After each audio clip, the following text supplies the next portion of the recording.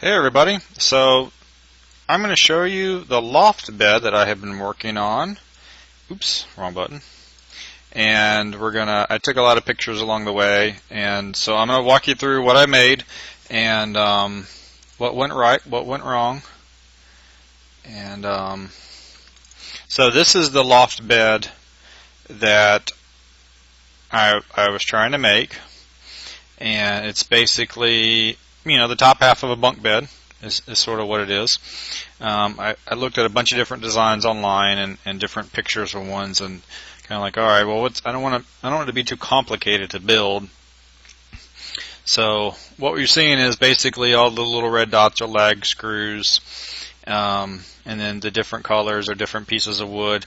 It predominantly uses 2x4s and a couple 2x6s, and that's basically all it uses. Well, for the structure of it. So you can see this is the side you climb up on. This is kind of what it looks like from the front, except you're probably this is only showing the pieces that stick to the front.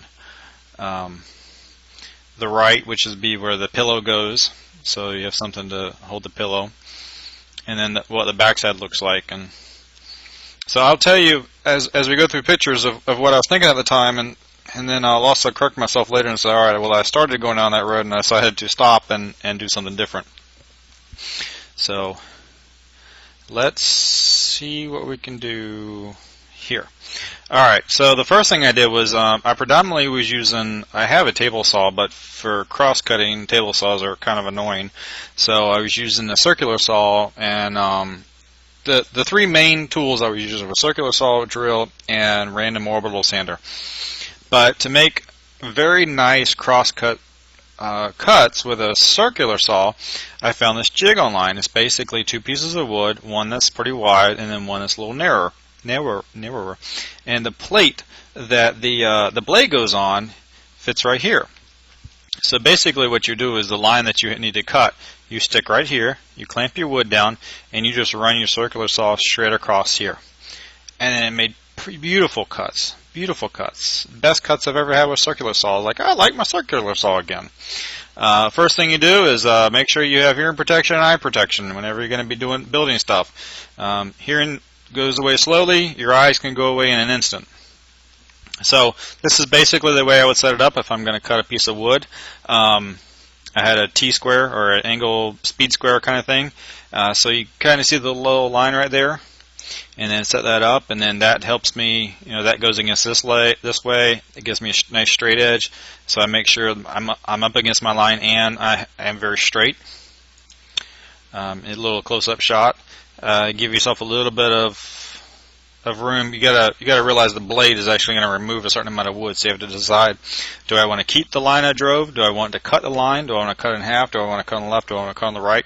Sort of figure out for more accurate cuts, where should the blade be cutting against the line, the mark that you made.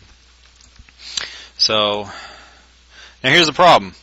This is a 2x6, and this is a MDF that's maybe ½ inch, something like that.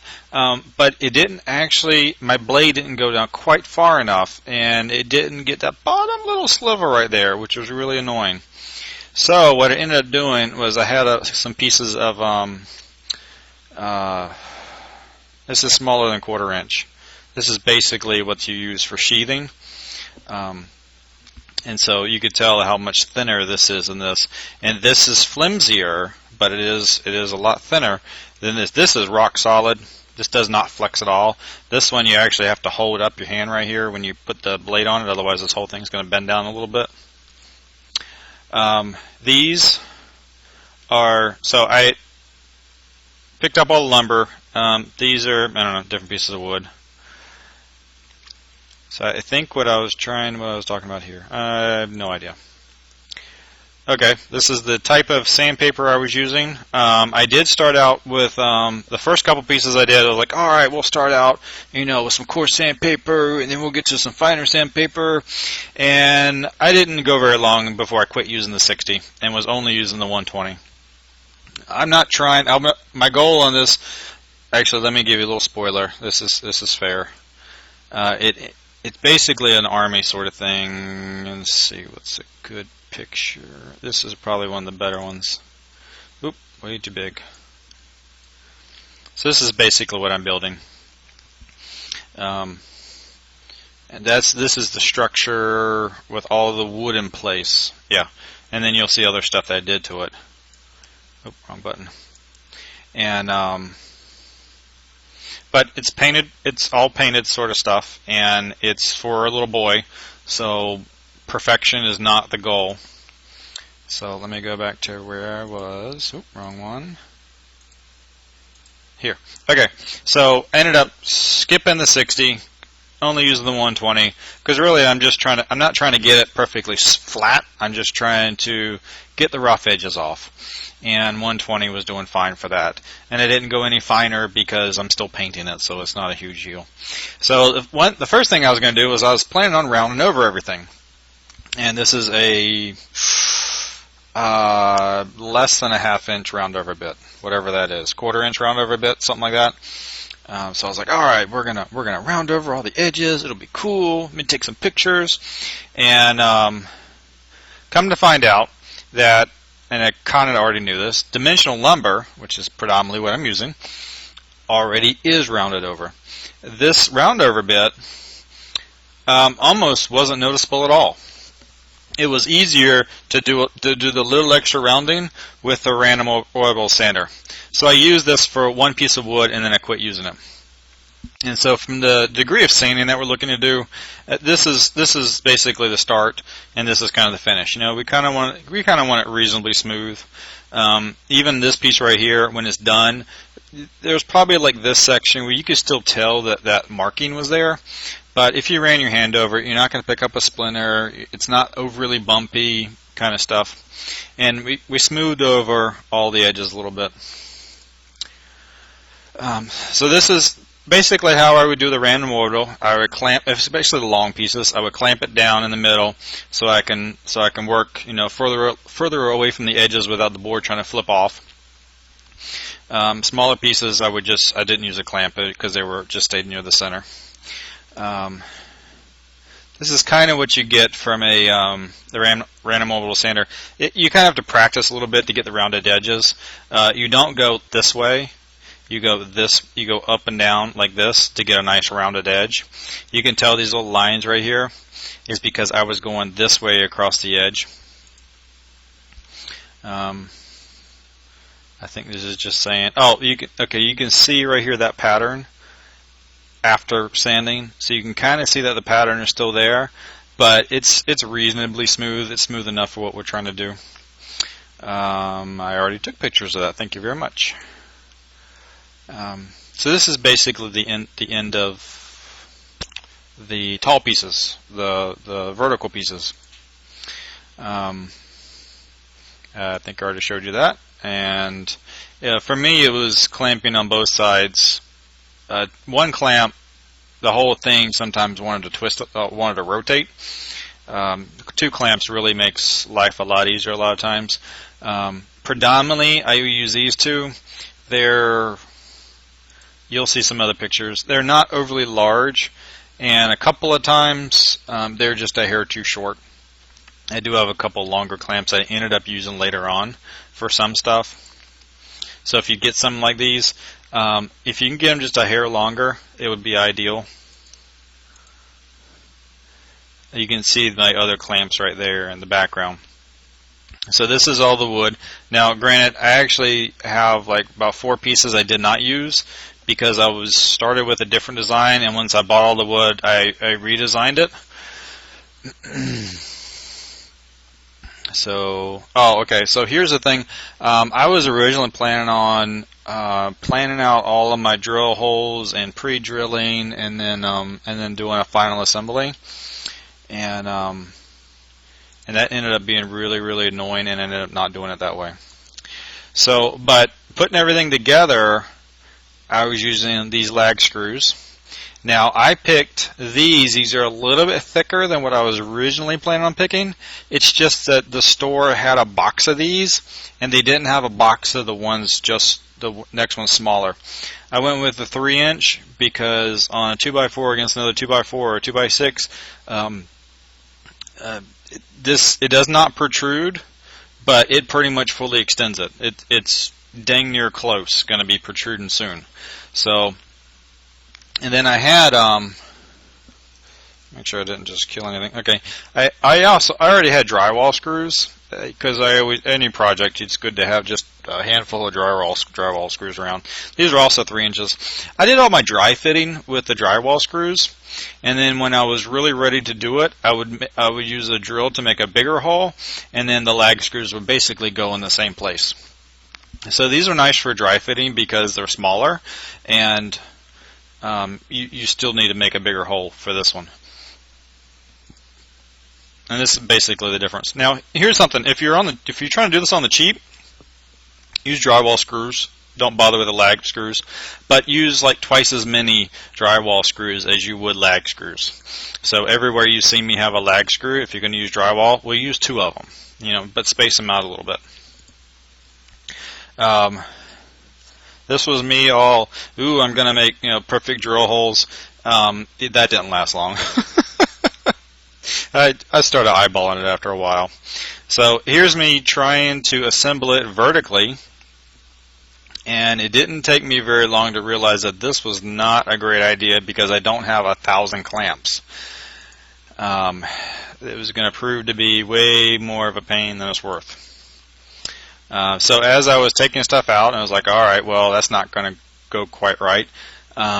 Some of the holes that I kind of goofed, or like I drilled these and I realized I actually really needed to drill right there. See those little plus signs? And since you don't really want to drill a hole and use a screw right next to another hole, because what's going to happen is just you have that void on the other side, so the screw will want to over time just sort of suck up that area too. And so what I did is I took wood glue, toothpicks, basically covered the toothpick in the wood glue, shoved the toothpick down there as far as it would go, and that's as far as it would go. And then the next day, once the wood glue dries, you just break the stick off and then sand it back down, and so you don't have a hole right there. So when you drill a hole right here, you don't have those problems. So this was the easier way to put it together, was on the ground. And it's actually a little easier if you aren't actually on the concrete. So I used extra pieces of wood that was just laying around as a way to lift it up just a little bit. So to go from the bottom, and what I usually do for measurement is what you really care about is the overall height. That you can just look up online as a number.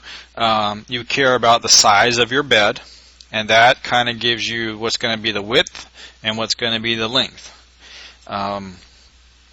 It just depends on your bed. And go measure your bed, and then you have to sort of build everything out from there.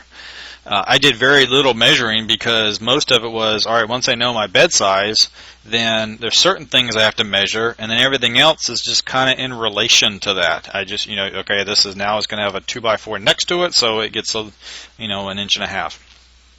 So like here, spacing out the ladder pieces kind of going up. The first one I decided, all right, well, we're just going to do the width of a piece of wood, width of a 2x4. So as we're going up, and I think what these end up being, spoiler alert, but they're not actually in the same spot where I originally screwed them. This is just a test run of the ends, and the ends came out pretty good. This is a comparison of to the degree that I did sanding. This is my random orbital sander. So this is marking that's on thing, and this is basically the marking when I say, all right, I'm fine, it's good. You can see the marking is still there, but if you were to run your hand over it, it's all smooth. This piece it's the bottom. Like I said, I used basically a 2x4 on end as my spacer for the bottom, and then using basically a speed square like this just to make sure that it's going across horizontally, that it's going across at a 90-degree angle. That makes life a little bit easier. So these pieces is these purple pieces. And these purple pieces come from cutting the vertical posts.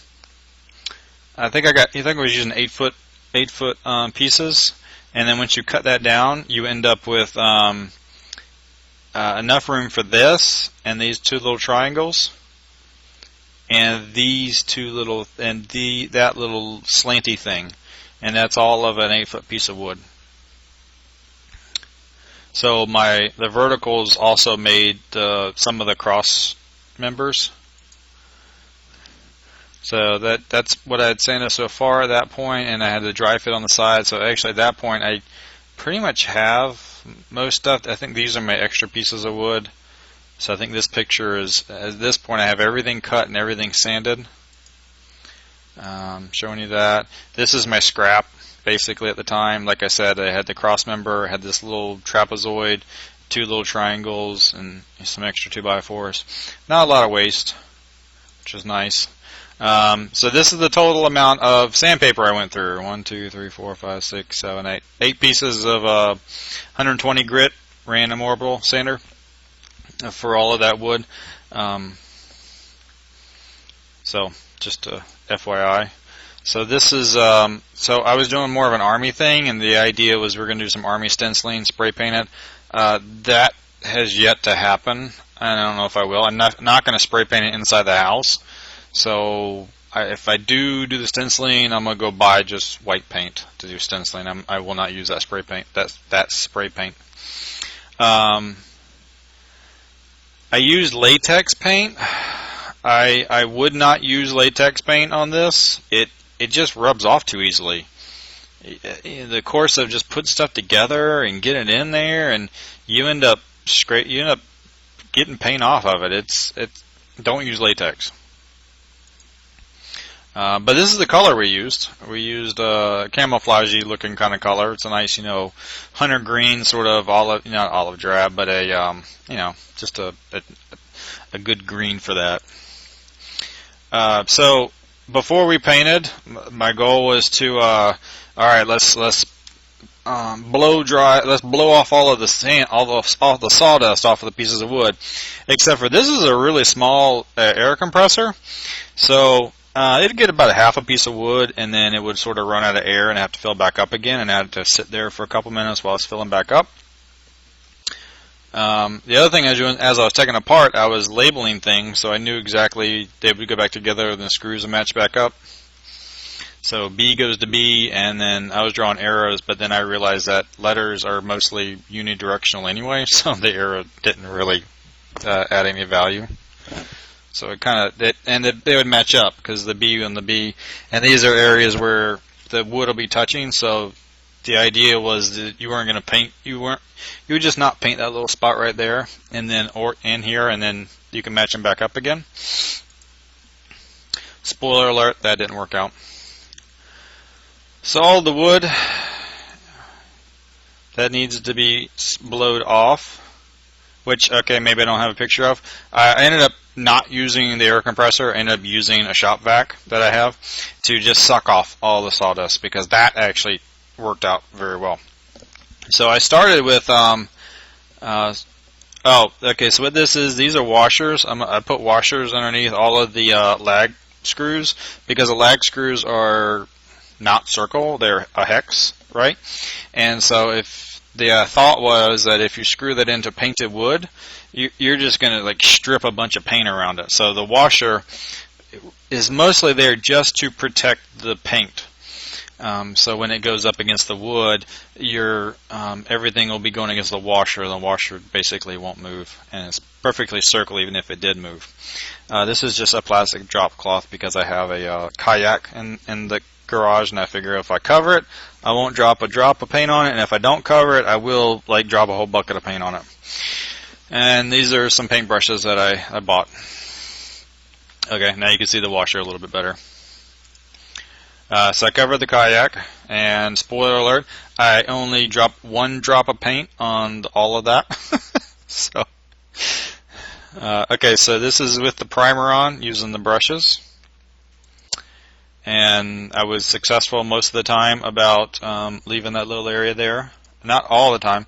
And then what I use to just I didn't give it a really thorough sand, but what I use is like a Scotch-Brite pad to just knock down the rough edges of the primer. Yeah, I think I was trying to get the name of it, and once I looked at it in the picture, that's Scotch-Brite. I've had this for such a long time, I didn't even remember exactly what it was.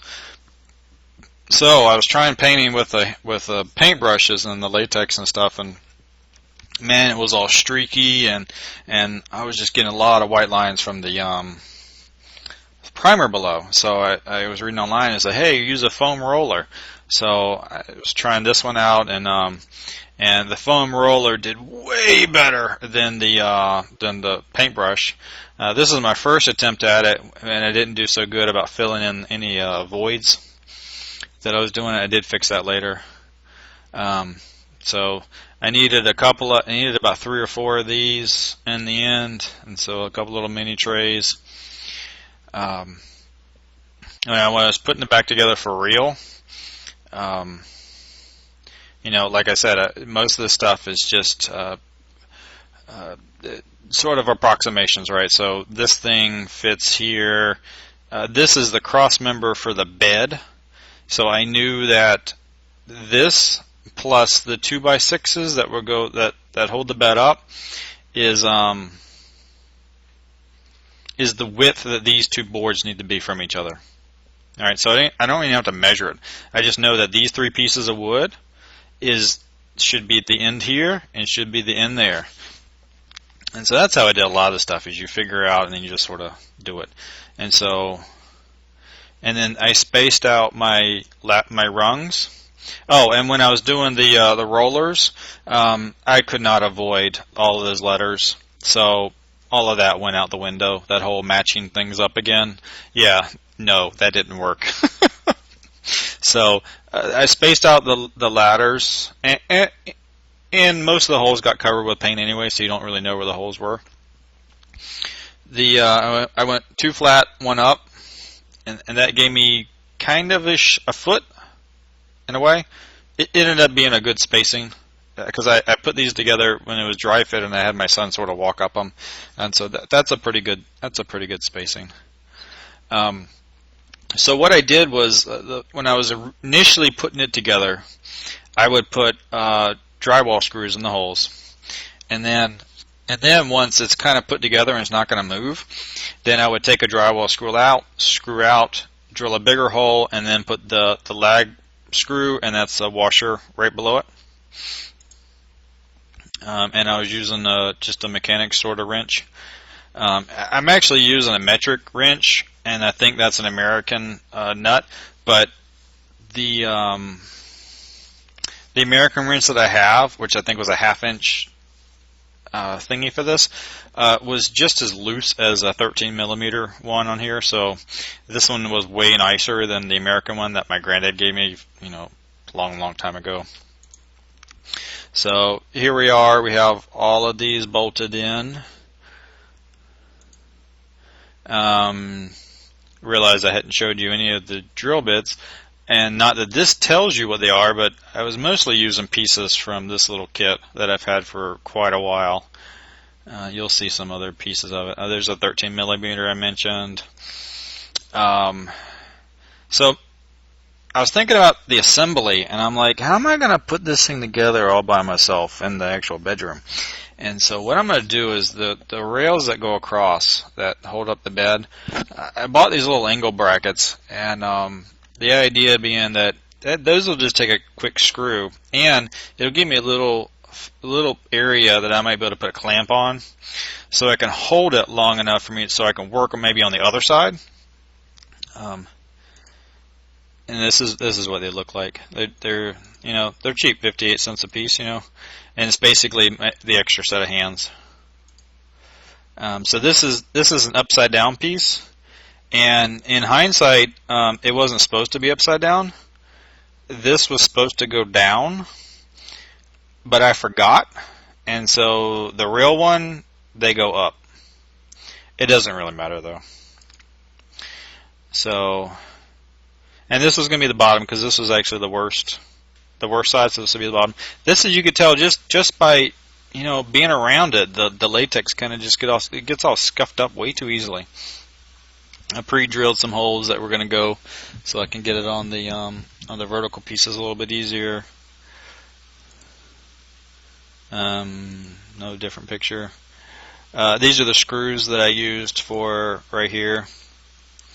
They're thin enough that I don't need to pre-drill anything for. I just had them already. Fine thread drywall screws.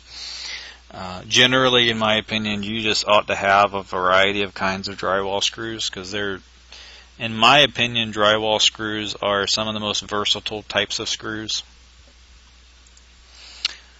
So this is me, and this is in the bedroom, starting to get all the pieces in there. These are the longer pieces. So I figured that putting the first one on, laying the whole thing down and having it vertically was a good idea. It basically was a good idea. I put that piece on, and then I lag bolted this side here. And then I'm going to go stand it up, and the roof's not high enough to stand it up straight, so I kind of had to turn it a little bit to get it stand up. And so once I got that stood up, what I did initially was I used a clamp. Where did I clamp? I clamped here, from this piece across here, and this is where my the black and yellow clamps that I have. This is where it was just too short, because this is a 2x6, and then you got a 2x6 just the width,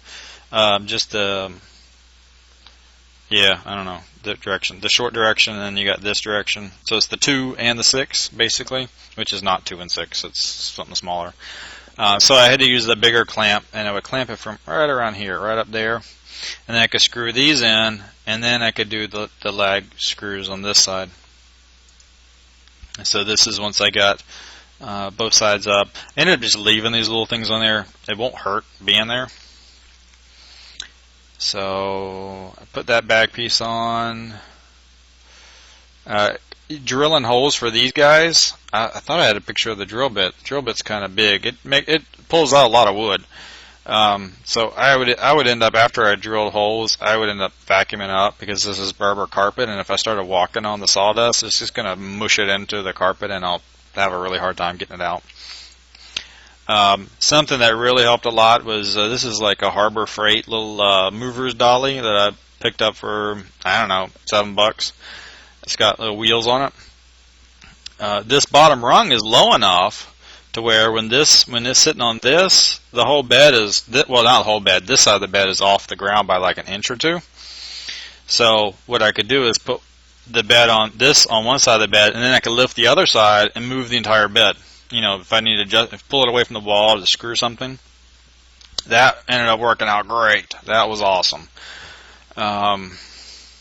This was the longer clamp I was using. These pieces of wood are, okay, the slats that are going to hold the bed up, they have to be on a cleat. And so I didn't bother taking out a power saw. I had this little miter saw I just cut the stupid thing with. Yeah, long picture. So the cleat is just a 1x2. You don't have to use, this is actually like stain grade wood.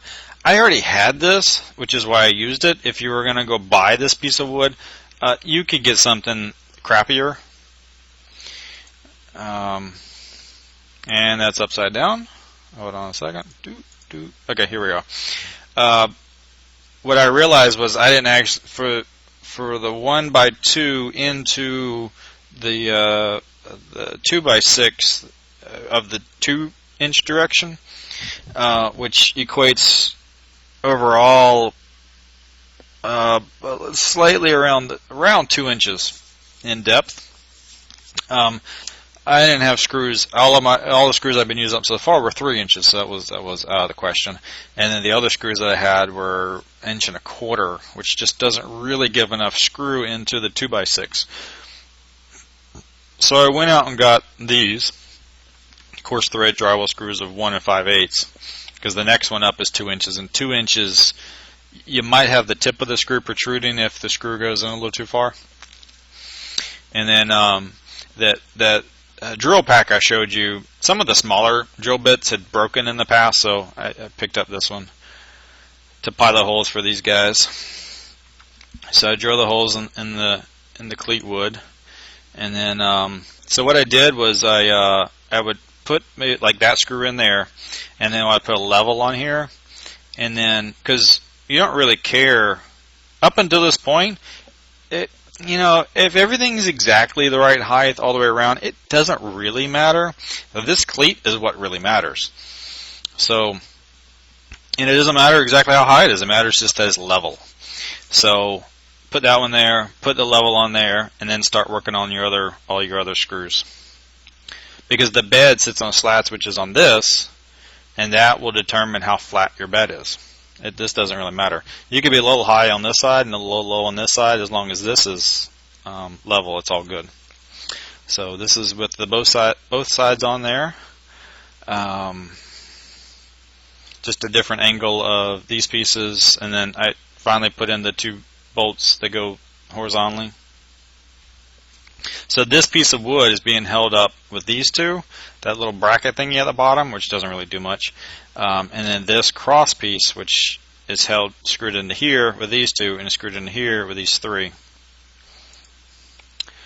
So here are the slats. These are 1x3s that I already had because of a different project I was going to do 6 months to a year ago and never ended up doing. So I used the wood from it. Like I said, these are because I already had them. If you're going to go buy this wood, what I bought is probably too expensive. You could buy some cheaper wood. Here is 1x3s, Southern Cross. It's it's very flat, it's very very sharp edge kind of stuff. You can cut your fingers on these edges. Oh, I put up this, and one thing that let's check the diagram of what I was supposed to do. Okay, the diagram. Okay. So this is where I changed the design. The original design had 2 pieces up here. I changed the design to have 1 piece, and then there was a vertical piece in the center. But what I also didn't remember to do, because I'd never actually printed this out and took it to the garage with me, is that I made this one green one to go out to here on the outside of the wood, not inside the wood.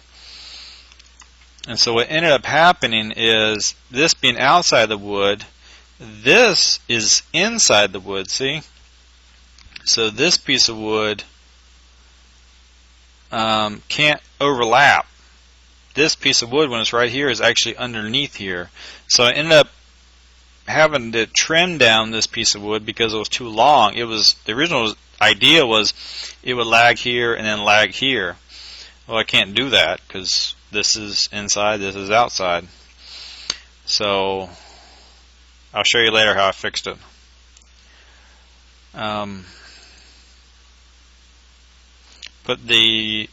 These are the sides that the pillow is going to be on. They're not structural in any way, so I only put 1 lag screw on each one of them. They're really just to keep the pillow from moving. That's about all they serve. Another picture of the same thing. These are all the slats, and don't count the, well, if you can count the slats if you want to, but I actually needed 1 more than what is shown here. Maybe 2. I think I had 1 in the garage still, but then I still had to cut 1 more.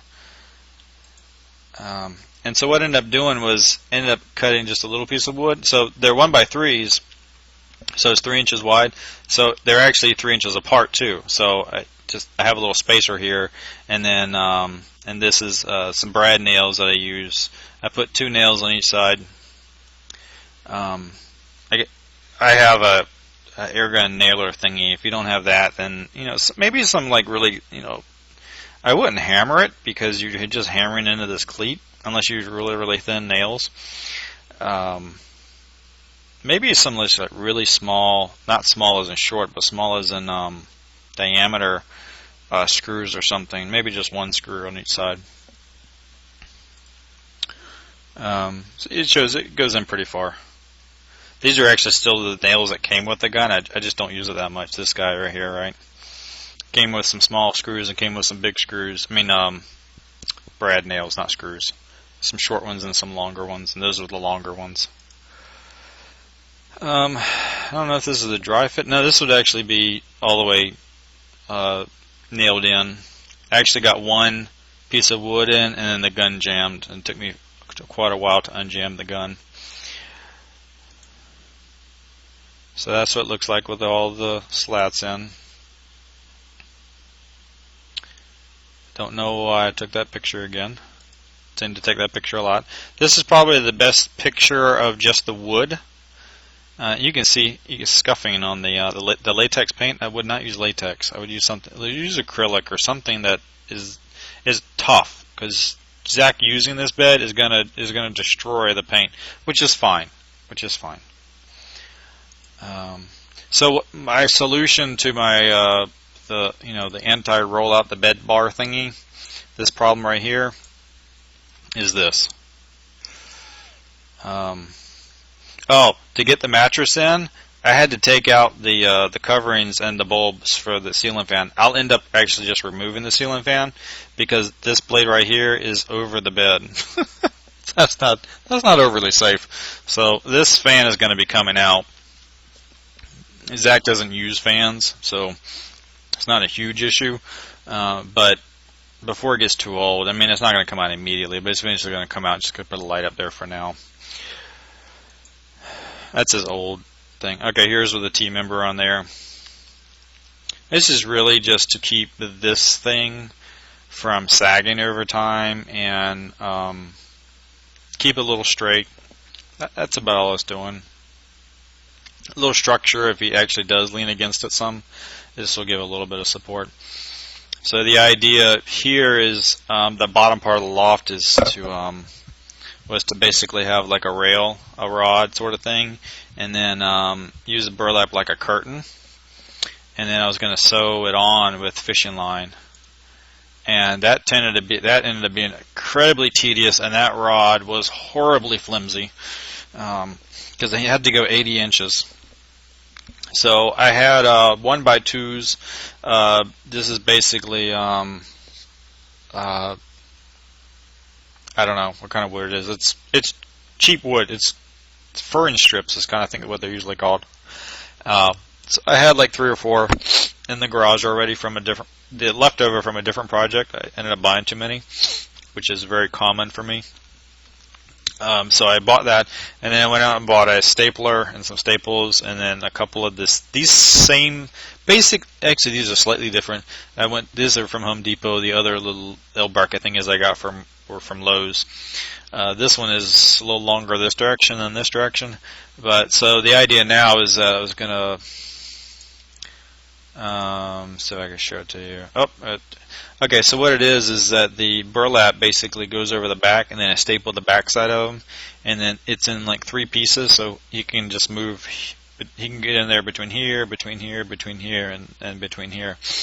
And then the L brackets are there, and there. So it kind of gives you a little area in the back to, be all ninja and stuff. This is kind of looks like you see the staples. So this is a lot stronger than that rod ever would have been. You just can't slide it, And then once I realized he's never going to want to slide the thing, so it's fine. So okay, let me show you a different picture. Okay, so this is basically where we're at right now, and here's the problem. This bed is so freaking thick. It's way thicker than a normal bed. If it was a normal bed, this safety rail height would be fine. It would be just fine.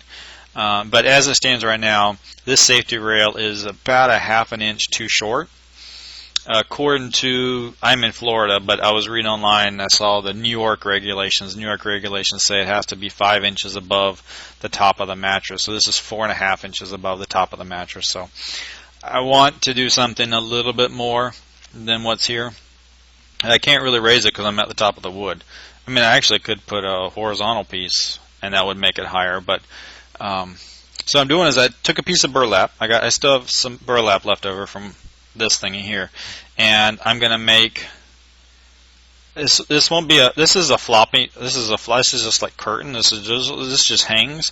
What I'm gonna make here is gonna be taut. It's gonna be tight. And so what it is it's gonna be this size. It's basically, it will be from about here to here, and then down to here. So it'll make like basically like if you're a sniper or something, give you some cover to fire behind. But in the center part, it will basically make the safety area larger. And so what I have here is more of those furring strip, those 1x8s, and so I lap cut them. You could tell over here I bought some angle brackets that I was gonna just screw in, but the holes didn't line up right. So I was like, all right, well, let's do some kind of joint. This is about the laziest joint you can do, and which is basically you cut half out on one piece of wood and you cut half out on the other piece of wood, and then you just lay them on top of each other. They sit on each other's lap. So I put some glue on it, put a brad nail in there, and then clamped them, and then so that's actually my project for tomorrow because that's sitting in the garage drying. These will actually be affixed to the bed to hold guns and swords and whatever military sort of stuff that he's going to have. They'll go, so the blind thing will be right here. So we'll probably stick some gun slots here, some here, maybe here, maybe on the side. Just it can't get in the way of him climbing up and down. I'm probably going to put a handrail grab bar right here. That seems like, even when I was trying to get up there, seems like a good idea. That's the bed. That's kind of if you were on the inside, that's kind of what it looks like. I didn't want it to be, I wanted it to be, you want to be able to still see through it. I want light to be able to get through it. I didn't want anything solid, so the camo burlap was like a perfect, except the room smells like burlap, so I'm hoping that dissipates over time. Some fuzzy picture. So what else didn't go right with the bed? Well, let me show you something. Let's see. It's going to be the best picture to show this on.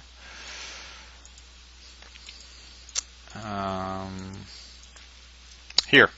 So this direction, the bed is rock solid. This direction, the bed wobbles a little bit, because the 2x6s all facing this direction, which is the rock solid direction. If they're weaker this direction. So what I'm going to do is I'm going to take some wood and I'm going to do a cross member, because I also forgot from this picture I was planning on doing some cross members just over, granted slightly very small ones, but I was planning on doing some down at the bottom, but I forgot about it. So I'm actually going to do bigger ones. They're probably going to go from about here up to at least midpoint to 3/4 point, probably up to here. From here to about down to there, and then another one here. That should really probably help stiffen it up a lot. So I'm going to do that. I'm going to have the thing here. I'm going to find something so that I can put a light back here and then a light underneath. So that'll be cool, because in the nighttime it would be probably pretty dark down there. But if you had light down there, then you can still play. And going to bed at night, it'd be good if there was a light up here, so you could turn the overhead light off and then get into bed, still be able to see, and then be able to turn the light off from being up top. That's what I plan on doing next. And I still got to hang the hooks and stuff and put some guns on there. But all in all, I was happy how it came out.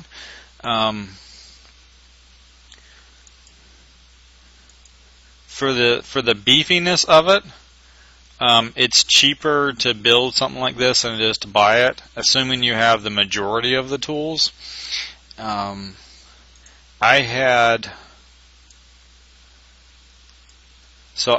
already had all this stuff I really needed. I did buy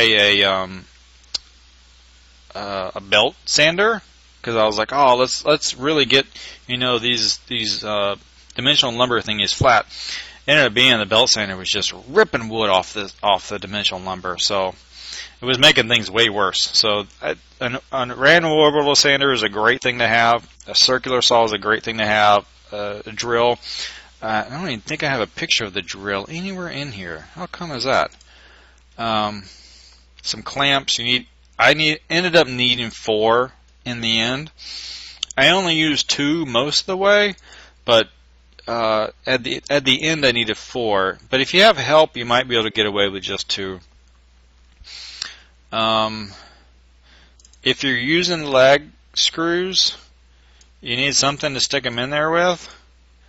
The thingy that I was using was from a car mechanic thingy.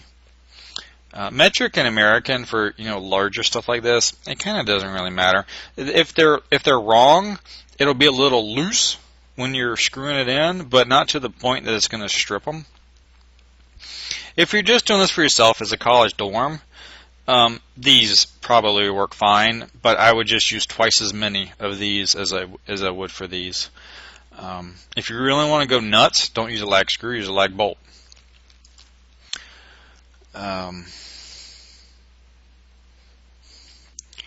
What other tools was I using? I mean, that's the most. This is my random orbital sander. DeWalt, love it. Random orbital sanders are not that expensive. Circular saws, this skill saw is not that expensive. I have changed the blade though. The blades that come on them are horrible. But for a project like this, the blade that comes on it, it'd be alright. It'll have some more chip out, but it'd be alright. What else would you might want to know? I think I told you everything I kind of screwed up along the way. I actually wouldn't, if I did it again, I would not use brushes. I would use rollers for all of it. Well, it depends on what type of paint it is. I mean, if I was using the same paint again, I would definitely not use brushes. I would use only rollers. Speed square, very important thing to have for building almost anything. Good tape measure, need to have that. You don't need this. You don't need an air compressor. You don't need an air gun. That was just a convenience thing that I used at the end. A shop vac is a great thing to have, though. For sucking up the sawdust when you're sawdusting, and for cleaning up around, great thing to have. That's an awesome thing to have. Typically, what I like to do with any project is to buy a tool or 2 per project, and then over time you can tackle bigger and more complex projects, because over time you have more tools to work with. There's my drill. Okay, so I've had cordless drills in the past, multiple ones. If I leave them in the garage, the batteries will end up dying because I live in Florida and it is bloody hot, and so they'll die prematurely. And then if you keep a cordless drill for a long time, you'll end up running the situation where that technology doesn't exist anymore, and getting really old style batteries is really expensive. And so after my second cordless drill just dies and it's just too expensive, and the batteries would cost more than a corded drill, so I was like, you know what, screw it, I'm going to go buy a corded drill, keep it old school. It wasn't that much more annoying. I didn't even bother to take an extension cord into the bedroom with me when I took this one. I just had to switch plugs on different walls. Works fine. And corded drills are really cheap. If you're starting woodworking, don't buy anything with batteries. Plug everything in. It's a little annoying switching plugs, but not that annoying. What other tidbits? You can never have too many clamps. I bought these 2 long. That was like the first clamps I ever bought. I bought these maybe 5 to 7 years ago. And if you look at my wall, let's see, where's the picture of the wall here? No, I didn't own them yet. I actually got 2 more of these bar clamps from a yard sale. Look at yard sales for stuff too. Always buy clamps if you ever find them in yard sales, because you never have enough clamps. And then just sort of figure it as you go along. And I screwed stuff up, but I kept working at it and fixed problems that I ran across. And some plans didn't work out so great. Didn't need a router. The sander ended up working out just fine. This bar thingy did not work out. Ended up using a cheap piece of wood that I already had. Worked way better, but I did have to buy a stapler because I didn't realize I didn't even own a stapler until I was thinking, let's just staple it like you're going to do upholstery. An extra set of hands for certain parts of the project would have helped me a whole lot, but there are ways around it. Finding little thingies that can attach to stuff. You just work with what you got and make do and adjust. But it was a fun little project. I will finish it up tomorrow with the extra screen and then screwing on the extra little places to attach guns and stuff. But I hope this helps somebody.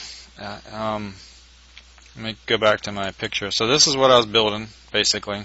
This was the original idea. So, and then this was the final. This is basically what it turned out to be. And it came out pretty good. I don't really like the paint, but it came out because stuff like that.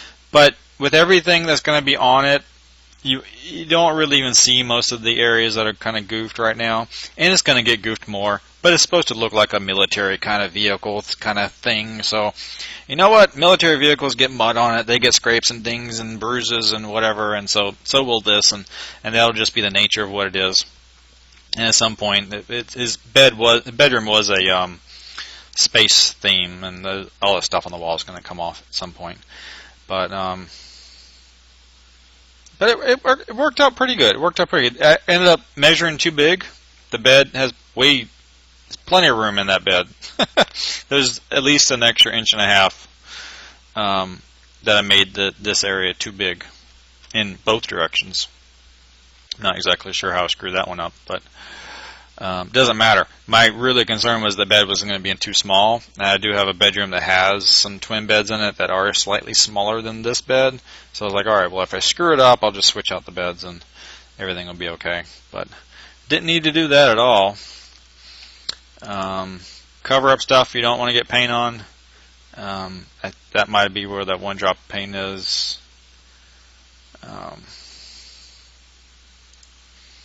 That's about it. Always good to have extra screws. And I always like to have extra drywall kind of screws.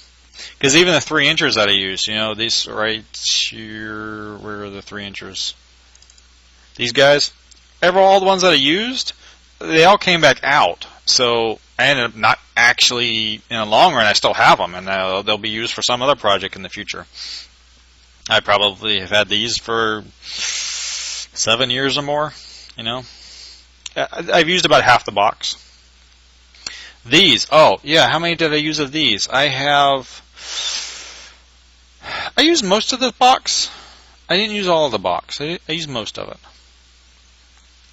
If you really want to take the time, you can go back to different pictures and count up all the lag screws. I'm a big fan of just having extra screws. I have a toolbox just of all these boxes. I have them either in their boxes or in the bags. Where's the bag? Screws. I don't know. It would have been here. So I took like the leaf off, put that in there, and then put all the screws in there. So I have a toolbox that's where all this stuff goes. The toolbox has nothing but screws in there. All organized, so they're all similar types of screws are together. So that's about all I know. So I just wanted to. I learned a lot about building a loft bed from YouTube, so I wanted to return something back to YouTube with what I ended up building. So I will leave the video with the final wooden project, and good luck to actually it's not totally final. The T thing is missing there. So good luck to y'all if you're going to build it, and the cross member. I got to add that tomorrow. So anyway, good luck. Talk to y'all later. Bye bye. If I can remember how to shut the thingy off. I have no idea.